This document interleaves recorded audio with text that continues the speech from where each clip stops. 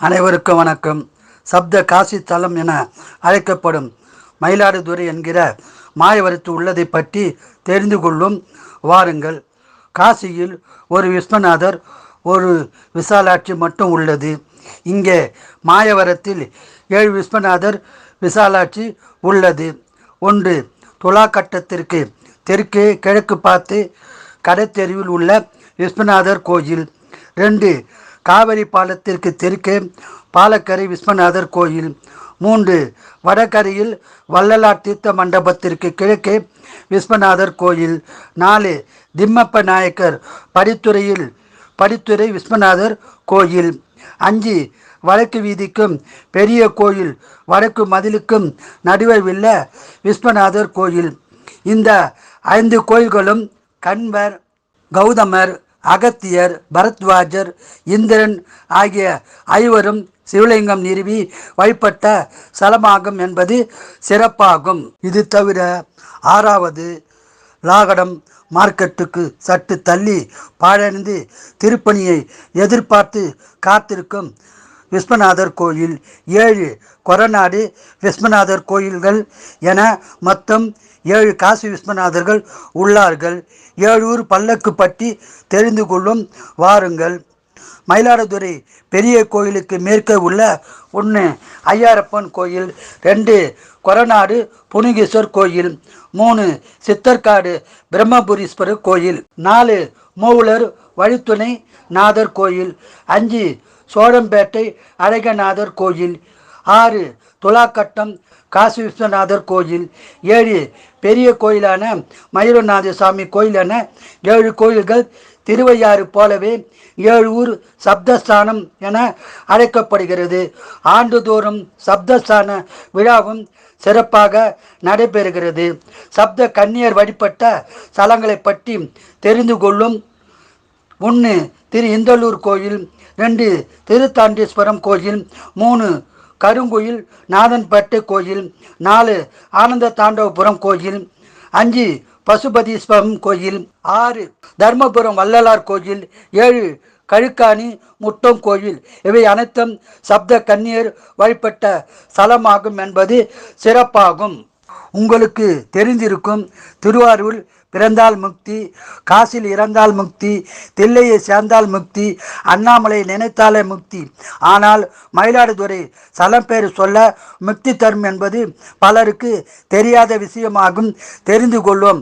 1000 ஆனாலும் 1000 ஆகாது என்பதை புரிந்து கொள்வோம்.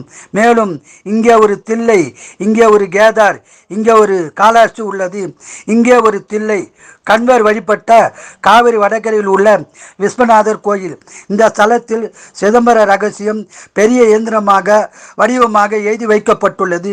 தில்லை நடராஜர் கோயில் போலவே வருடத்தில் 6 நாட்கள் இந்த எந்திரத்திற்கு அபிஷேகம் செய்யப்படுவது என்பது சிறப்பாகும். இதே சன்னதியில் சொன்ன ஆகாசர பைரவர் சொன்ன பைரவியுடன் காட்சி தந்து அருள் பாலிக்கிறார். இங்கே ஒரு கேதார். காவிரி வடகரையில் விஸ்வநாதர் கோயில் எதிரே கேதாரி கௌரி சமேத கேதாரிபுரேஸ்வரர் கோயில் உள்ளது. இந்த கோவிலானது பல ஆண்டுகள் முதலில் மறைந்திருந்தது. 2017 புஷ்கரின் போது வெளிப்பட்டு விட்டார் என தெரிய வருகிறது. மேலும் இக்கோவிலில் பால விநாயகர், பாலமுருகர், கேதார கௌரி சமேத கேதாரீஸ்வரர் குடும்பத்துடன் காட்சியளித்து அருள் புரிகின்றன. இங்கே ஒரு காலாஸ்திரி உத்திர மயூரவாசியான பாதாரண்யேஸ்வரர் கோயில்.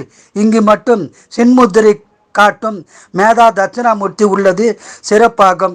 அவர் கை காட்டும் வள்ளல் கோயில் ஆகி வள்ளலார் கோயில் என பெயரிலேயே புகழ்பெற்ற ஸ்தலமாக விளங்குகிறது. இந்த தட்சிணாமூர்த்தி திருமண பாக்கியம், புத்திர பாக்கியம், கல்வியில் மேன்மை, வேலை வாய்ப்பு அனைத்தும் வேண்டிக் கொண்டால் அருள் புரிவார் என கூறப்படுகிறது. மேலும் சப்த கன்னியர் சாமுண்டிக்கு ஈசன் அருள் புரிந்த ஸ்தலமும் இதுவே ஆகும். நந்தியின் செருக்கை அடக்கி அவருக்கு அருள் புரிந்த ஸ்தலமும் இதுவே என கூறப்படுகிறது. துலாக்கட்ட மகிமையை பற்றி தெரிந்து கொள்வோம். காவிரியின் நடுவில் நந்தி தனி மண்டபத்தில் நதி பிரவாகத்தை எதிர்த்து சன்னதி கொண்டுள்ளார் என்பது சிறப்பாகும். வள்ளலார் கோவில் தென்முக கடவுள் மேதா தட்சிணாமூர்த்தி எதிரிலும் நந்தி பகவான் உள்ளார். காவிரி தென்கரை தீர்த்தம் நந்தி தீர்த்தமாகும். காவிரி வடகரை தீர்த்தம் ஞான புஷ்கரணி தீர்த்தமாகும். மயூர துலாக்கட்டத்தில் நீராடுவது அனைத்து புண்ணிய ஸ்தலங்களிலும் நீராடிய பலனாகும். மேலும் அங்கு செய்யும் தானமானது பிராகை குருச்சேத்திரம் போன்ற ஸ்தலங்களில் செய்யும் தானத்திற்கு சமமாகும். எனவே நீங்கள் ஒருமுறை மாயூரம் சென்று அனைத்து கோயில்களும் கண்டு வளம் பெறுங்கள், நலம் பெறுங்கள். நன்றி, வணக்கம். பிடித்திருந்தால் லைக் பண்ணுங்க, ஷேர் பண்ணுங்க, சப்ஸ்கிரைப் பண்ணுங்க, மறக்காம பெல் ஐக்கான் பட்டனை கிளிக் பண்ணுங்க. நன்றி.